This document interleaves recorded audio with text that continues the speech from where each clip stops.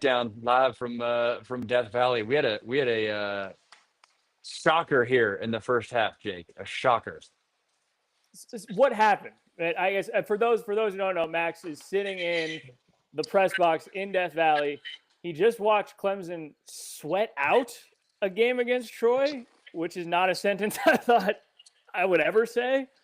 What happened? Dude, they sweat out every bodily fluid. No, it was crazy. I mean, Troy's passing game was working, so they were like 75% pass in the first half, but then it was like the same story for Clemson of what it was in the second half LSU wise, except for you thought that hey, LSU's defense was a little bit different than Troy, but they were just like laying an egg. The big play that changed the momentum in the first half is Cade Klubnik backed up in his own end zone, threw a pick six. The backer like batted it down, safety got it, and then so Troy went up 17-3. Troy actually, I think they're going to be pissed when they watch this game because Troy had probably 8 or 9 penalties. If they don't have those penalties, like they had 2 targeting calls that were bang bang, like nothing malicious, and then they had 2 unsportsmanlike, like dumbass penalties, which like they're kicking themselves there. Could have been a totally different game. We'll get into it later with South Florida too. Like that stuff, I guess there's a reason coaches harp on it. Like it did change his games. I was shocked though because I did not think Troy was going to be in this game. I thought Clemson NFL roster like not going to they're not going to compete, and like Troy like didn't even play well that last week, but good for them. If you look at the last 3 matchups, the last 3 times Dabo's played Troy, he was down at half in 2011. 2016, it was like a game into the fourth quarter, the year that they won the Natty. And then this year, similar thing. So maybe that's like a sneaky good sign for Clemson fans. If Troy's taking you to the wire, it means you're winning the Natty. For real, like Clemson was that team. They were number 1 in the country going into this season. Are you still, according to a lot of people, I know not the AP pool, but a lot of people, that was their pick for national champion. Yeah, if you're watching this, how are you feeling on Clemson right now after what you saw today, after what you saw in week 1? How are you? Do you think it's crazy to still have that take? Yeah, when you like have a soda that's like rolling around in the backseat of the car and it gets all like fizzed up, and like before you like undo the soda, you're like, yo, this squad's about to burst. That's how it feels with the Clemson offense. So like, I feel like they'll get back, but the fact that it's been sluggish through, I mean, it really was sluggish through 4 straight quarters, really 6. You got the 4 for LSU and then the last 2. I'm still slow to roll. I've been that way though. Like I've never been one of the guys that was like pounding the table for Clemson straight on the Natty because, and you guys know this, like I have concerns about Cade when you have to have him third down, money down. Can you rely on his right arm to win you a game? I don't know if he's there yet. I think he can get there. And they have some injuries too. Their safety position's interesting, but I'm not, from a Natty perspective, Clemson to me right now sits a notch below Ohio State, Oregon, Penn State. I didn't get to see Texas today, but they got work to do. I still like them as the betting favorite ACC wise, but we've talked about it. That second crop for the ACC, dude, that could get interesting. And next week it's Georgia Tech, Clemson, so we'll find out a lot. And I want to hear your thoughts on some of that second tier on the ACC today. But before we leave Clemson, where it's at right now, anything from this week? I mean, you're talking to Dabo this week. You got to see this closer than anybody. Is there anything folks should know about Clemson or Troy? But is there anything folks should know about these teams before we leave it here Saturday on the post nuggets show? We got the call sheet. This is all the notes from the meetings with Dabo. We were hanging out in his office yesterday. What little nuggets do I got that you're not going to get anywhere else? Like this is why you're coming to the post game show. I still think they want to see a lot more from that second linebacker crew, and then their second the safeties. The safeties, Khalil Barnes was injured. And then they had another guy get injured tonight, Ricardo Jones. Like that could be one of those X factors if Clemson doesn't have depth. Like that's the position to look at. And then I'm still like kind of wait and see mode on the receivers. And I think people are going to hear me and say like, Max, what are you talking about? We know Clemson receivers are big time. But I think it's a matter of like how big time, right? Are you like just good ACC receivers, or or TJ Moore and Bryant Wesco, the like next crop of receivers, are they like NFL dudes? I think they can be, but do they get there this year? Because this is a Clemson offense. They could roll out there with 3 NFL receivers if they're all playing to their max capacity. If not, then it's just like, oh, I had 3 nice receivers. But, I want the days where they're having T. Higgins and all the boys and just straight weapons on the outside. And that was I feel like that was a big reason why they had that hype going into the season. Literally. For me, Literally. top headline, not where you're at right now. Is All right, yeah. What I miss? South Florida. The Byron Bulls. Brown, the Bulls upset in Florida. You had them on against the spread. You didn't have them straight up. Would have been psycho. I didn't. I wish I did. Because I was down that path. Let's start with what was it about the Bulls in week 1 against Boise where you're like, okay, this is dangerous. Let's start there. There's 3 factors that we should have seen this Bulls cover coming from a mile away. And literally, if you're on YouTube, check my live from last night. I literally said this verbatim. Few reasons. 1, USF got after Boise State from a physicality standpoint, and that defense was athletic. They had 10 days to prepare. 10 days. That's a big deal in college football. When you have 3 extra practices to get ready for an opponent, schedule-wise, for Florida, their next 4 games is LSU, Miami, Texas, and Texas A&M. That is sleeper game written all over it in year 2. And then the psychological standpoint, which that's where I go big on these betting lines. USF, every kid on that team feels slighted. Every kid on that team's like, yo, I should be playing for the Florida Gators. So psychologically, they get up for that. It's like it was the West Coast, like when you get like an Eastern Washington versus a Washington State, when you get a Fresno State versus USC, when you get a Northern Arizona versus Arizona State, like those games emotionally, one team's coming out sleepwalking, other one's coming out with a chip on their shoulder. And I also think this is more just like the football, juices in me going ding, ding, ding, ding, ding. DJ Lagway, man, I feel like it's been a weird off season. Like health-wise, he doesn't look visually like a guy who's been in the weight room all off season, going from freshman to sophomore year. I never want to get on someone for the body image stuff, but like that, it looks a little sloppy there. Like there was a lot in this recipe for the Bulls to hammer that cover. You know where that same psychological thing you're talking about is going to show up? Next week, September 13th, USF, Miami. Oh, well, see, that's the thing, though. That's the thing. Miami now gets the wake-up call, right? Like, so Miami, they're like, all right, shit, we can't be the Florida Gators. We can't get one up. So it's almost like you need the wake-up call before the wake-up call. That's another reason too. I know you're loading up for something, but a different direction. I love the UCLA line tonight. They're only favored 2.5 versus UNLV.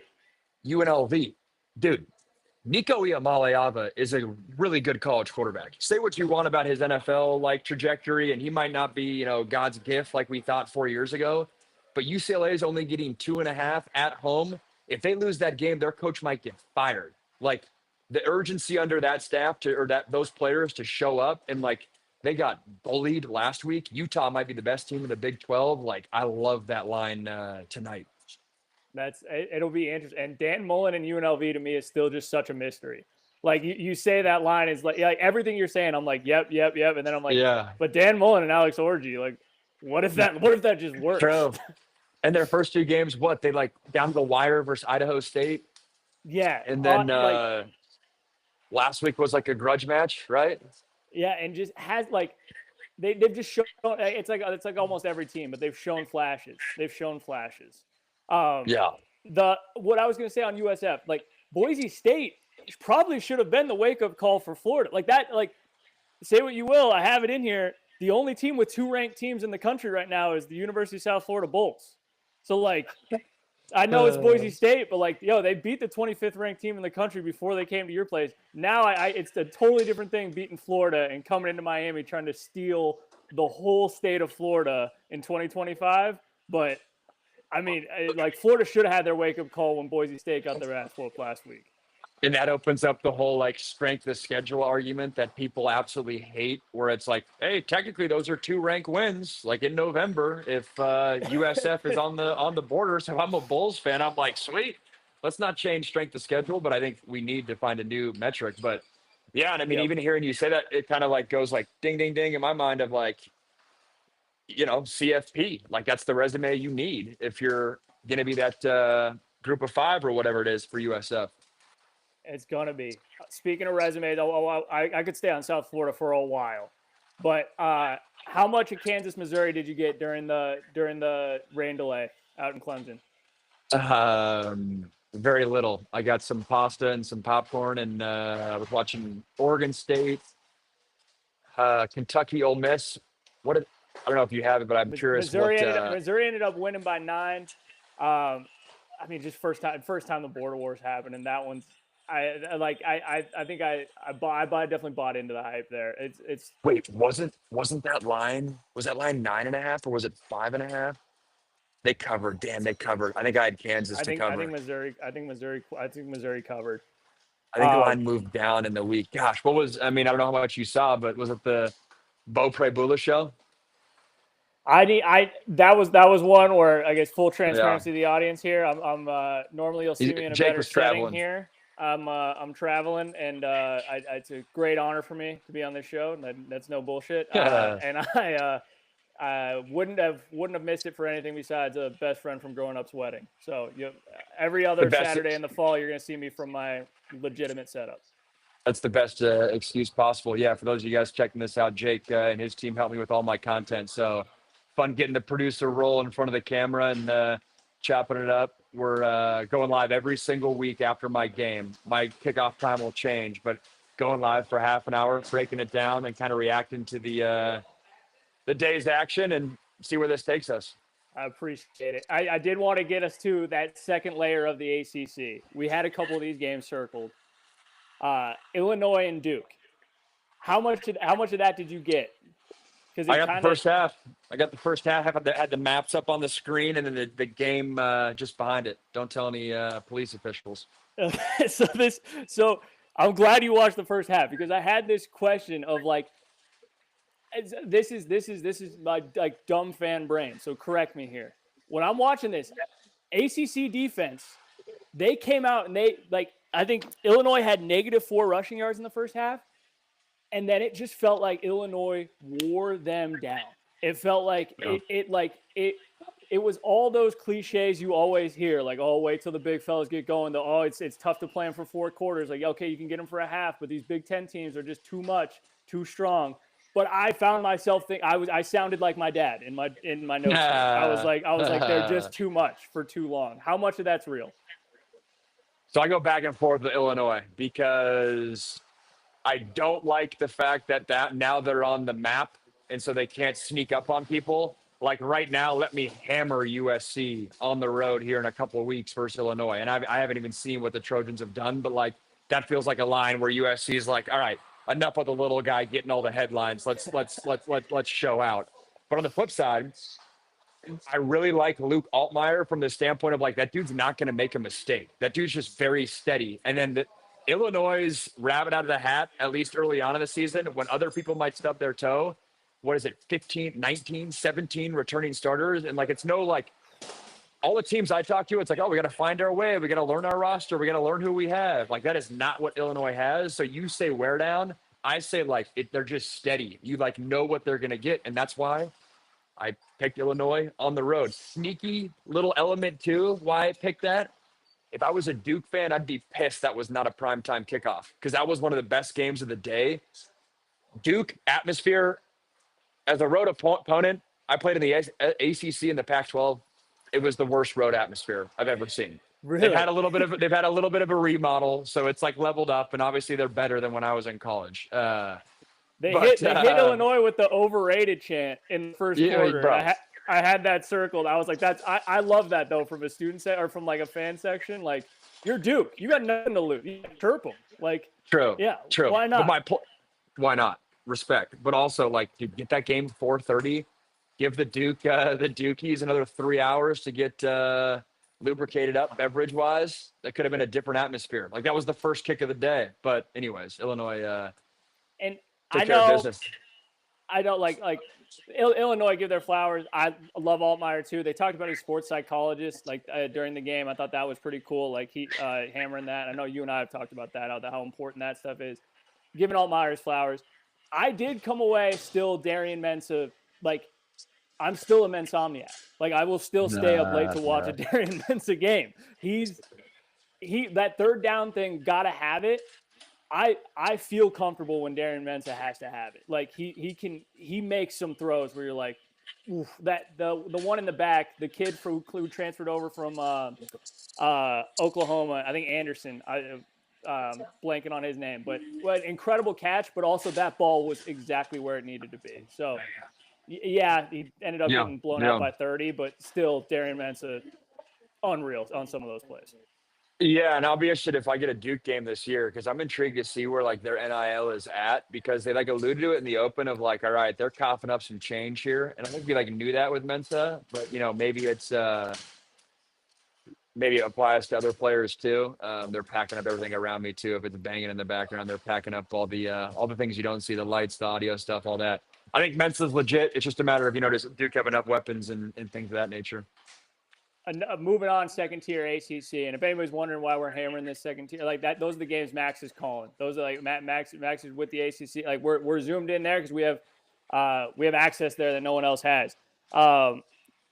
SMU Baylor, I mean, incredible game. But I guess I wanted to start here because first half. I'll kick us off. I'll tell you where I entered this game. I'm in the booth. We're getting like quasi rain delay, might get delayed kind of thing. I look down, and this was another line that I really liked going into the game. I liked Baylor on the road because Baylor was a lot of people's darling coming into the season. SMU, I didn't like their offensive line the way they looked in week one. And then I entered the game with 6 minutes left in the fourth quarter. SMU is up 2 touchdowns. And then I look down and it's double OT. Baylor taking advantage. Baylor kicking a game-winning field goal to win the game. So I don't know what happened there. SMU is probably pissed because that's not a game that you can get away from them. Anyone that has the under on SMU's win total, I think they were like 9.5 this year. That was big for everyone that has the under on SMU season win total. And this is perfect because to set the stage, I'm watching this game, granular United Wi-Fi, but I'm locked in on the quad box on my phone like a psycho, jotting down notes. And we hit the Gulf at like I think 4 minutes to go in the third quarter. I have my shout out pick six previews. I have my pick six previews charts. I have my journal, and I have that up on this. And I'm journaling. All right, I'm writing notes for the games. It hits the Gulf. And I'm just so upset because I know how good this game is, and I chuck my pen into the hair. And the guy next to me looks over. He goes, "Are you a coach?" I was like, "No, not the furthest thing from it." But You're anyway, like, I got a kickoff show at the end. Wait, where are you right now? Where is this wedding? This wedding's in Playa del Carmen on a Tuesday. So wait, is that Mexico? Should I know where that is? Where is it? It's like south of Cancun. It's like you fly into Cancun. Oh, we got a global show here. Love that. Global show. Love that. Global there show.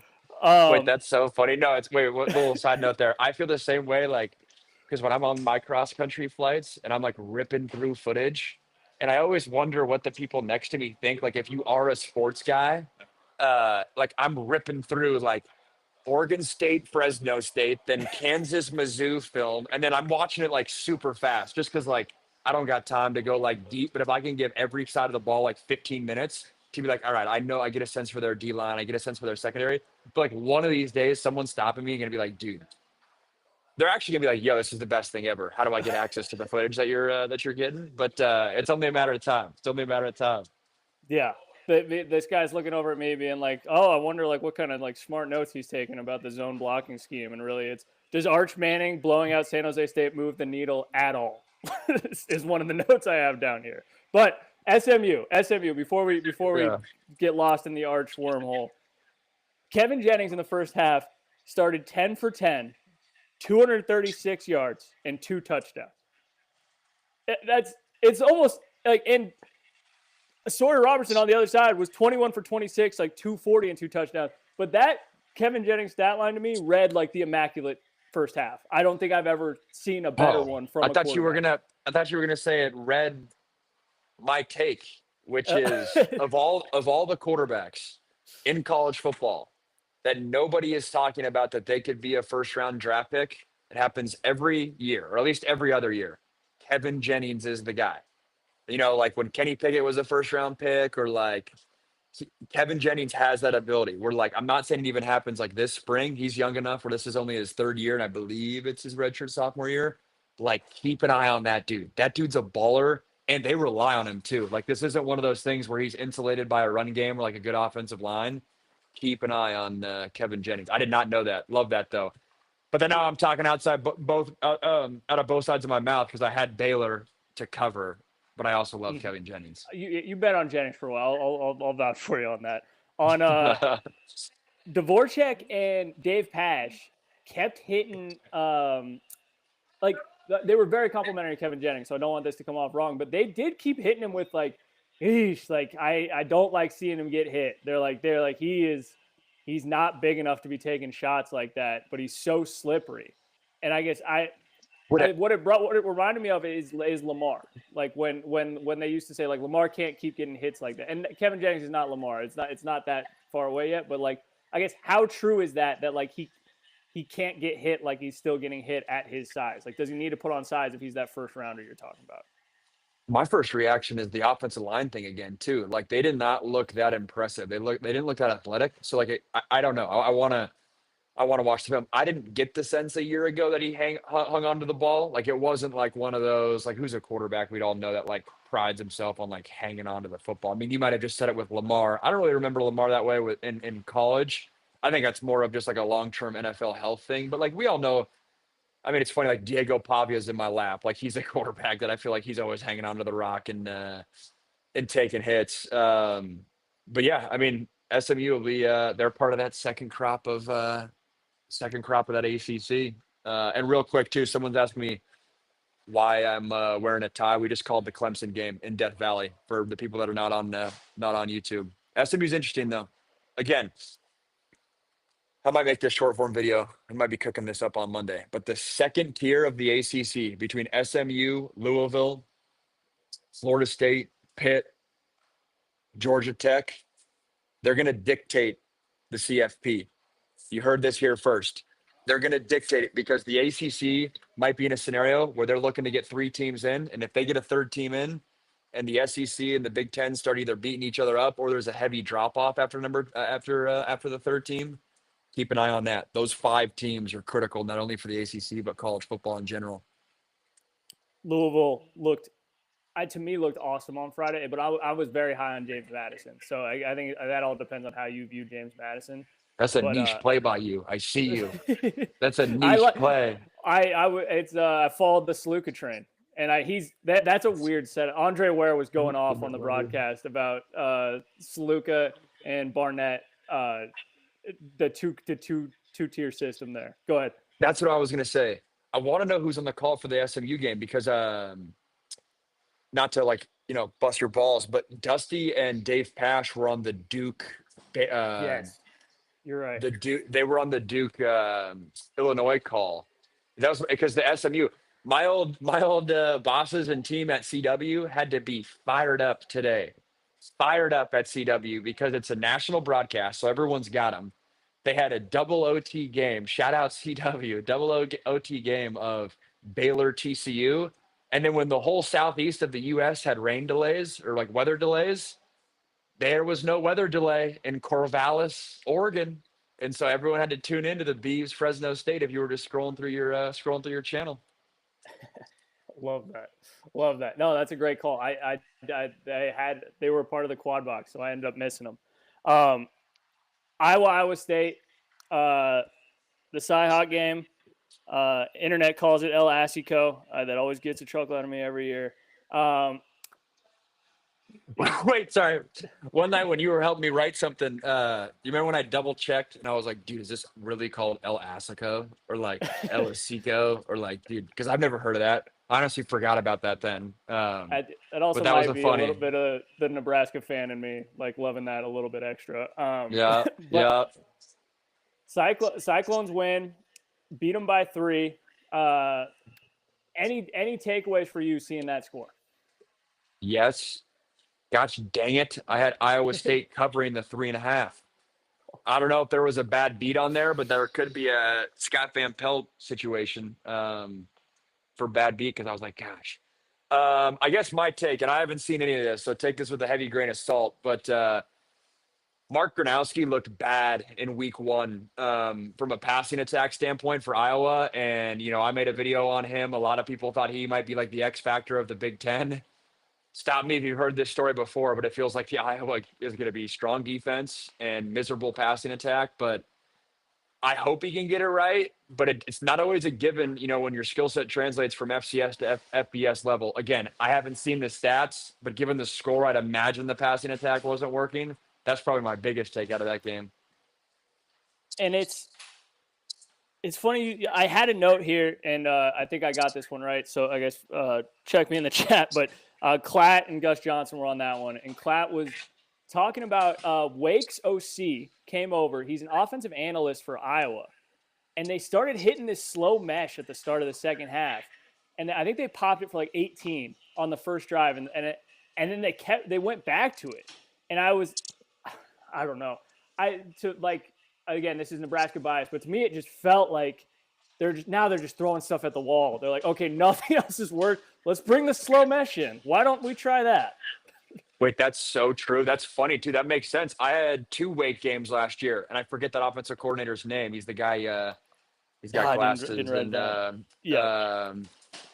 But it's very much like it's got to be part of your identity. That's not just something you install 1 week. Like your offensive line has to block different. Your running backs and the mesh points got to be different. Your quarterback has to have the trust to like hang on to that longer. But yeah, I mean that is one of the past 5-10 years in college football. If you just give Iowa a mediocre offense, man, they could be making some moves, but they just can't. See, they went and got the best FCS quarterback, and I'm here, getting on his case after 2 games, but rightfully so. It didn't look good week 1. And it didn't look great today.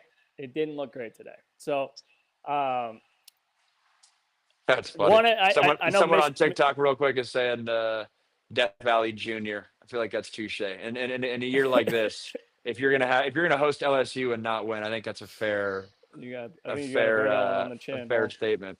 Yeah, you got to wear that one on the chin. Dude, it was an absolute struggle today. I was coming to Park, so Clemson is one of the only atmospheres, whereas like the broadcaster. So I'm not like the Joel Klatt, Herb Street, where you're just getting like private driving in or like private plane kind of thing. So I got to like drive through here. Clemson's one of the only stadiums where you're like really driving through tailgaters like that. Like I'm like a little beep beep, like kids getting after it kind of thing.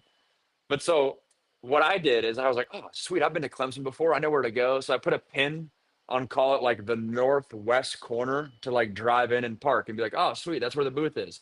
For whatever reason, I got all mixed up. And so it took me like a half an hour, and I'm lucky, like this could have been bad, to like make the complete circle with like road closures and the whole deal around the stadium to go to I needed to be in the opposite corner. So I started like northwest corner. I need to be in like southeast corner. Luckily, shout out the 2 cops that like let me get through this like very niche like road, and me and my rental Dodge Durango made it through. But there was not a lot of time prepping up in the booth. But all the behind the scenes stuff that you don't hear about. What happens if like you're not ready to go? Like bro? Like, dude, there was one game. Solo? I think it was my like second year of calling games. It was at the University of Washington, and Seattle people will know the 520 bridge, which is what they just told toll road. They made it a toll road like 5-7 years ago. Big backup before that. Anyways, I got stuck, and I was like cutting it kind of close, like, oh, I'll be there like 2 hours before kick. 2 hours became like, and so at CW they had us there like 3 hours before, so like they didn't even risk it. They had like a full like meal moment, and it was a whole like, hey, we have the noon kick, so let's get there at 9 a.m. and like make a whole morning of it. Whatever. I liked like 2 hours better You're not like sitting waiting around the whole time. But that UW game, I got stuck in traffic, was cutting it close to start with, ended up being only like 20 minutes until we were like, doing the open. But luckily, I don't know what actually happens if you miss it. But I'm sure it's happened for someone at some point. But yeah, University of Washington Stadium, the tailgating, man, it got in my way.